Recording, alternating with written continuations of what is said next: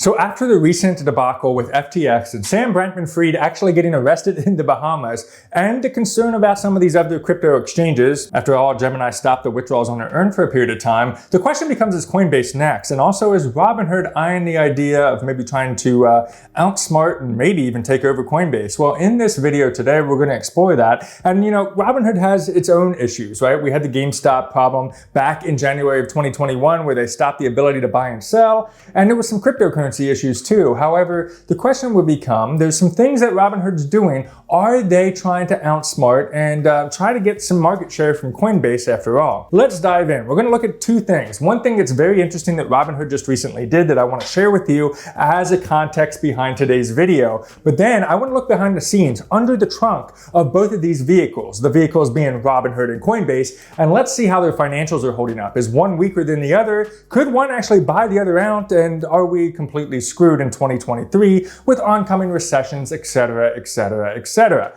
Let's get right down to it. Now, what I'm going to do, I'm going to record my screen here on the phone, pop it up right here on the screen so you can follow along with me. Now, none of this today is financial advice to buy, hold, or sell any property. And right now, you can see my portfolio sitting at $3,500. I only invest $10 a day into the Robinhood platform because I'm building up a different portfolio. You can check out more on that video. I'll link it in the card above as well as down in the description. You can watch it after this video. But here's what I'm getting at. Here's what's interesting. Now, for years, Coinbase has had something called Coinbase Earn. And what that is you go around and you learn about different cryptocurrency projects. And as a result of learning about those different projects, the cryptocurrency basically gives you free crypto for learning about their project. It could be $1, $5, I had up to $10. So I used to go through that all the time. You go over to your Coinbase account, and if you go in the web browser, for example, it's located on the left-hand side of the browser. You just basically go through some lessons, answer some questions, and then before you know it, you're granted some additional money in crypto. And then it's up to you. You can actually hold on to that particular crypto, or if you wanted to, you could sell it and buy whatever crypto you want. And I'm gonna be honest with you, I did that a couple of times. I would sell what I earned from Coinbase Earn, and then I would go and turn around and buy one of the other cryptos that I was more passionate about. But it seems like Robinhood is now doing the same thing.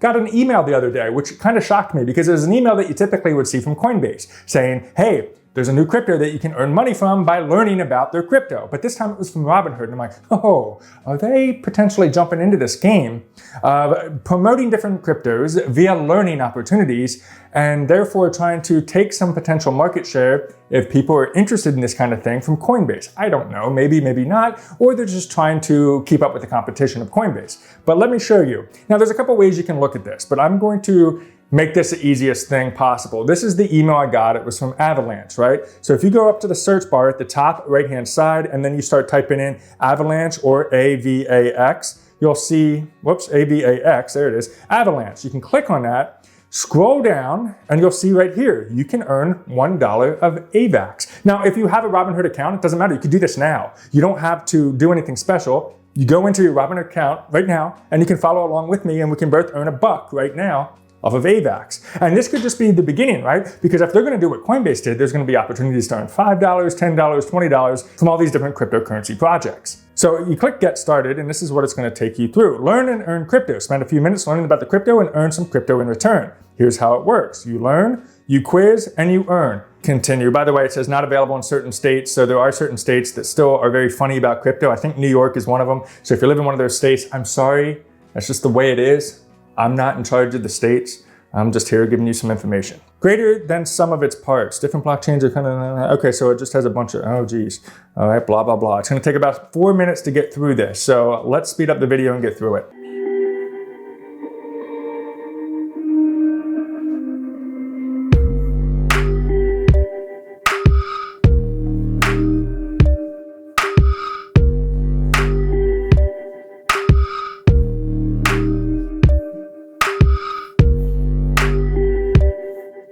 All right, time to test your knowledge. Now, this is what's interesting because, I'll tell you, Coinbase was usually pretty easy. You didn't really have to learn too much about the particular crypto. And also sometimes they had videos to watch through, not just a bunch of things that you had to read, like in the case here with Robinhood. But let's see, I don't know much about Avalanche, so don't judge me, but let's see what happens. Answer 4 of the 5 questions to earn your reward. I might not earn $1 because I don't really know what this is. Okay, I got that one right.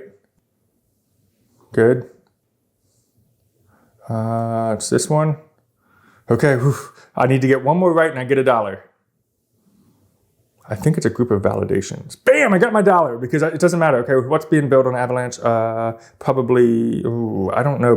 I hate when things say both of the above or all the above or some of the above or none of the above or both B and C or both A and D. Did you ever have that issue like in school when you had those classes and those tests and it's like, oh shit. Because you kind of know the answer, but then it gives you those damn other options and you're like, oh shit. Because I don't know if they're planning on multiplayer games, but who cares? I got my $1. I'm just going to say it's that. Ah, damn, it was both of them. See, that's why I hate that thing. All right, whatever. But I got my $1. So 0.083 of Avalanche, because it's going for about I think it's going for about $11 right now. So that's what I get in return of $1 of value. Let's hit done. And oh, it's as simple and as easy as that. I already have it in my account. You can see I have a position right there, 0.083. Average cost is 0 because I didn't pay for it, and I'm already down a little bit just because of the typical transaction fees. So I can sell or buy more, so I could actually sell that $1 and reinvest it into something else if I wanted to, but who really cares? Then if you scroll down here, you can see I got my Ethereum going on. Again, that's that $5 a day I'm investing into Ethereum all throughout 2022 and next year as well. I'm going to continue that $5 a day, almost build up to an entire ETH over the last year, just investing $5 a day. And then AVAX, I got that right there that we just learned about. So it's going to be interesting if Robinhood continues this over this next year. There are going to be more opportunities to learn about these different crypto projects, especially as they put in new cryptos into their platform. Would they give us the opportunity to earn more? And are they trying to ultimately go after Coinbase and say, screw you, we know that you have this Coinbase earn, we know you're probably struggling, so we're going to take advantage of it and try to steal some market share. This is my own thesis. I don't know. They might not. If I was Robinhood, I would do that because why not take advantage of somebody while they're down? But that's where this comes in, Seeking Alpha. By the way, Seeking Alpha in December of 2022 is offering an incredible deal right now. Click the link down in the description below. You can see exactly what I'm talking about. And you can get the platform that I have. I actually have the premium account on Seeking Alpha. It gives you a little bit more detail behind the different financial reports when you're doing your stock research. I really enjoy doing that. And that's what we're going to look at today to compare Robinhood to Coinbase to see who's doing a little bit better. So I'm going to actually do this a little bit weird than I normally do. I'm going to pull this out. So you can see Coinbase right now going for $36 a share, Robinhood going for $8.61 a share, but I'm going to click on their financial tab. And what I'm going to do is I'm going to try to put these right next to each other so we can actually compare apples to apples. So right over here, this little window that's sticking up like that is Coinbase, right? And then over here, we have our buddy Robinhood. Okay, so let's take a look here. We got some interest revenue and total revenues. I want to start with that. So I'm going to put that up there like that. And then let's hop back over here to Coinbase. And I need to see what I'm doing here. So total revenues. Okay, their total revenues are listed right here. So in December of 2021, they made $7.8 million in revenue. And then over here in Robinhood land, their total revenue was $1.8 million. Aha. Trailing months were $5 million compared to $1.3 million in revenue. So technically, and if you look actually at the operating income of Robinhood, technically, Coinbase is kicking their butt.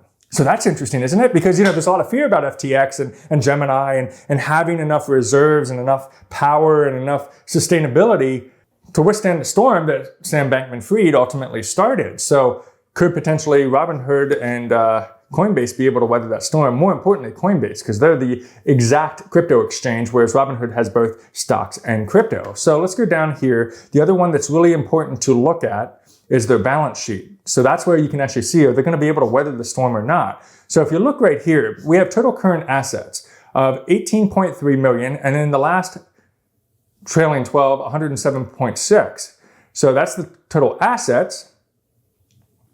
That's the total current assets. Right down here is the total assets. And then you can look at their total liabilities. So that actually looks pretty good because if you look at this, you have 111 or 21 back in 2021. And then the liability sitting at 14 and 105. So what you do when you're looking at a stock or when you're looking at the health of a company, you take the assets and you minus the liabilities. What they own is their assets and what they owe to other people, like their debt, is their liability. So if you look at that, 21 minus 14 means they're actually positive. They could basically sell out the company, basically pay off all their debt, get rid of all their liabilities, and they would still have positivity. Let's see if Robinhood has the same story or not. And then we see total assets of 19.7, total liabilities of 12.4, And then in the trailing 12, 24.6 and 17. Both of these companies actually have a decent amount on their financial balance sheet. That's one piece of this many different puzzles we could look at. But that actually is more surprising than I thought, because it makes me feel a little bit more comfortable. Now, you can't do this with every single exchange, because not every single exchange is a publicly traded company. You can't buy stock in things like Gemini. You can't buy stock in things like Webull at the moment because they're not a publicly traded company. So the trick behind those type of things is you don't get to see behind the curtain.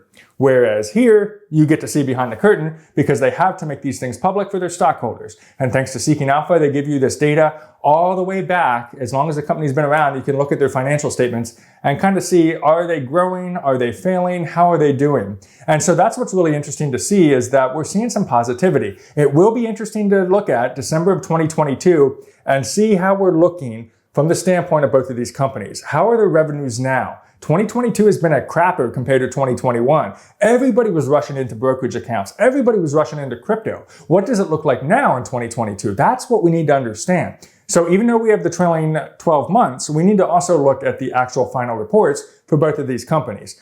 But after doing some analysis, and by the way, I didn't script this. This was me just actually learning this with you, doing some research as I typically do. I'm actually not as worried as I initially was on my thesis of Robinhood introducing Robinhood Earn, similar to Coinbase Earn, of the idea of, hey, let's try to, knock Coinbase while they're down. Well, according to their financials, they're not down at all. And in fact, when it comes down to that worry of SBF, well, it looks like they have a little bit of balance in their balance sheet.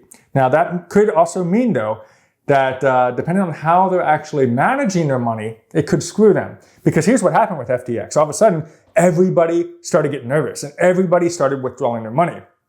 They didn't have enough cash reserves to be able to fulfill all the demand of trying to pull out their money. So the contagion effect of this occurring on Coinbase or Robinhood could potentially rock the boat over there too, even if their financials look good. So there's always a risk in everything you do, but it is nice to see that they're not looking sketchy from at least this perspective, from a balance sheet perspective. But if that should change, I will update you. Check out this video next. We'll see you on the next video.